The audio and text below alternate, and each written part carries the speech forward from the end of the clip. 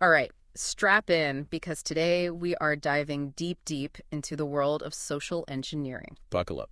Where the target isn't some computer system, but the human mind.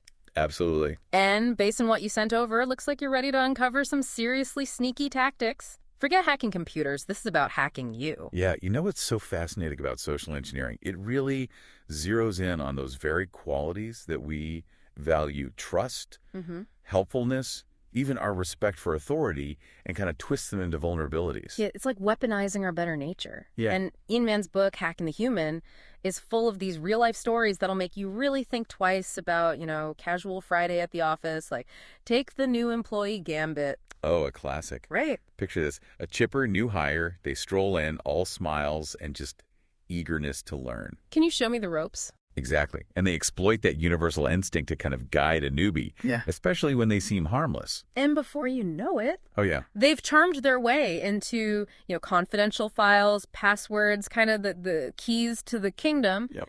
all because we instinctively want to be helpful. It's true. But Mann doesn't just stop there. No.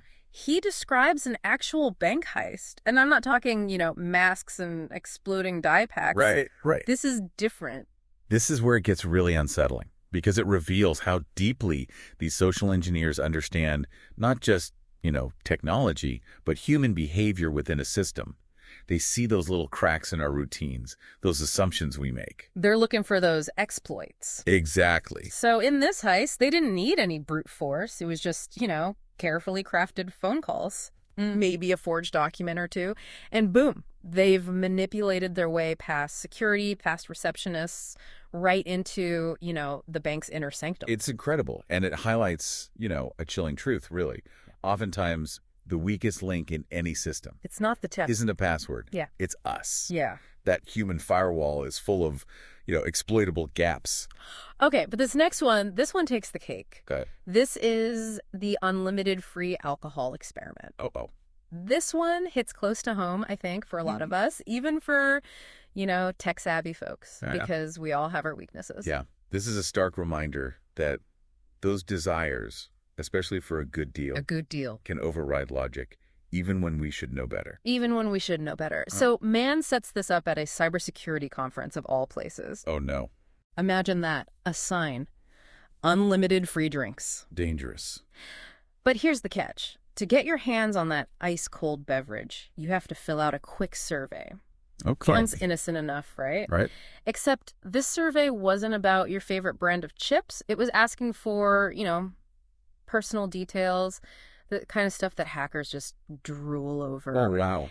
And the really scary part, a significant number of these cybersecurity pros, people who deal with this stuff every single day, they willingly handed over their info for a free drink. Wow. So it makes you wonder, what would you do in that situation? Are we all just one tempting offer away from compromising our own security? It's a bit unnerving, to say the least. That's the thing with this stuff, right? It's like they're preying on those hidden levers in our minds. Absolutely. The ones we don't even realize are being pulled. And Mann really digs into this whole concept of the conscious versus the subconscious mind. Right. Compares it to an iceberg, actually. Exactly. We're aware of the tip, our conscious thoughts, but lurking beneath the surface is this massive, powerful subconscious. Right. And that's where social engineers, they work their magic. Okay, so I'm picturing this like I'm going about my day. I'm totally aware I'm in control. Right. But meanwhile, Yeah. there's this whole hidden operation going on beneath the surface. That's where all those automatic responses, all those biases we don't even realize we have, they come into play. And the social engineers, they tap into that primal part of our brain, that desire for instant gratification, that fear of missing out, Oh, yeah. They know how to push our buttons before we even realize what's happening. It's like they're speaking some secret language that our subconscious understands, Totally. that just bypasses all of our rational defenses. And that brings us to what Mann calls hypnotic language, Okay. which is not about, swinging pocket watches or anything like that. Right. But it's those subtle turns of phrase that kind of slip past our radar and embed suggestions right into our minds. Like subliminal messaging, but with sneakier grammar. Precisely. Yeah.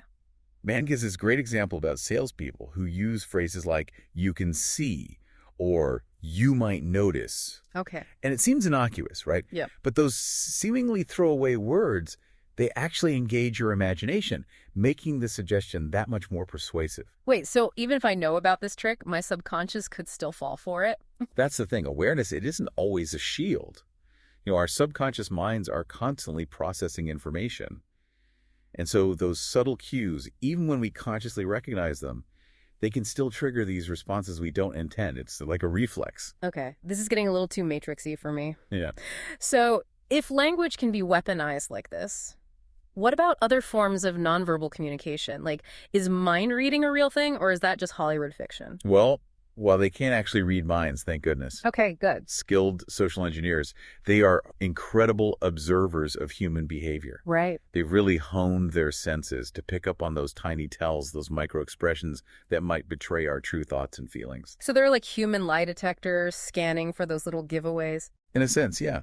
They pay very close attention to body language, a hesitant step, a forced smile, even the way someone's pupils dilate.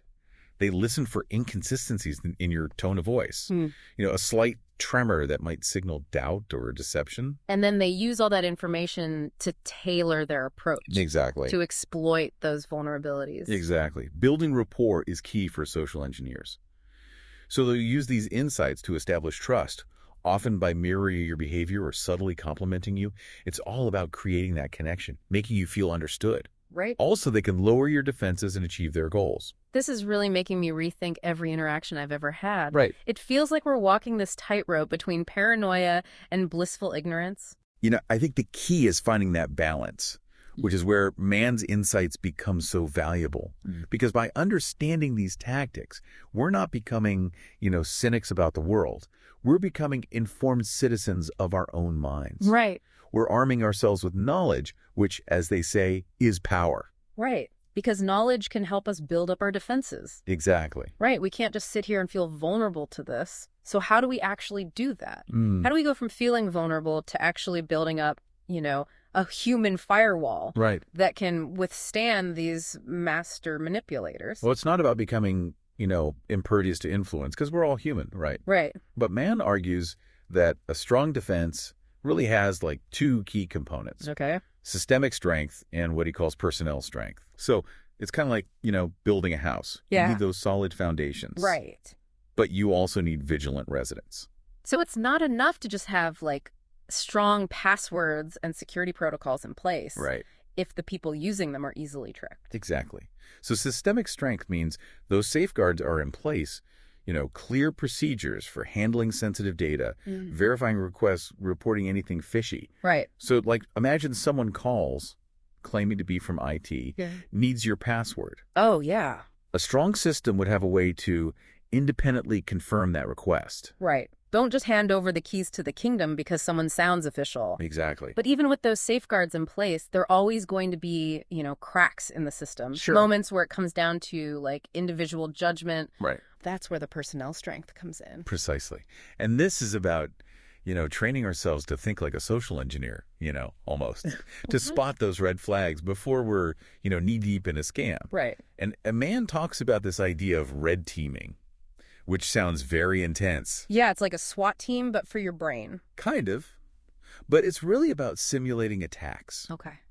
Putting yourself in the shoes of a social engineer to see where your organization or where you personally might be vulnerable. Oh, interesting. So what would a convincing phishing email look like to you?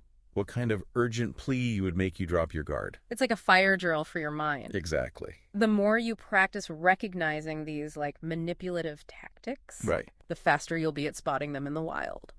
But besides red teaming, are there any other everyday habits that we can adopt? Yeah, absolutely. Start with this. Question everything. Okay.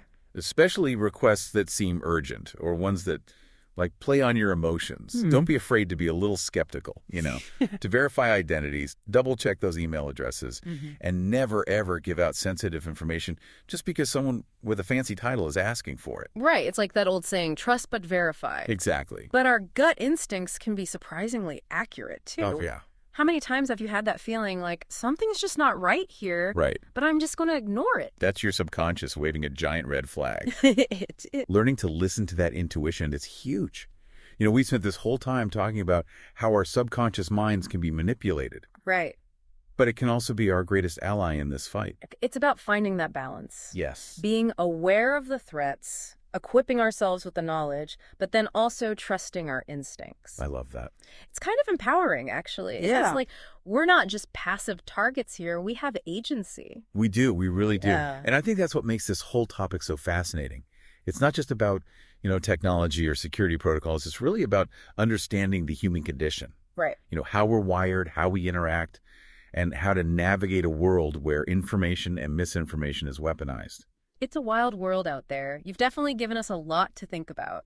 If you're anything like me, you're probably seeing every interaction in a whole new light right now. So big thanks to you for, lending your expertise to this. My pleasure. And to Ian Mann's book, Hacking the Human, for taking us on this wild ride. Such a good read. And on that note, we want to hear from you. What's your biggest takeaway from this deep dive? What tactics have you encountered out there, in the wild? Head over to our social media, let us know, keep the conversation going. Until next time, stay curious, stay vigilant, and most importantly, Just stay skeptical. see you next time.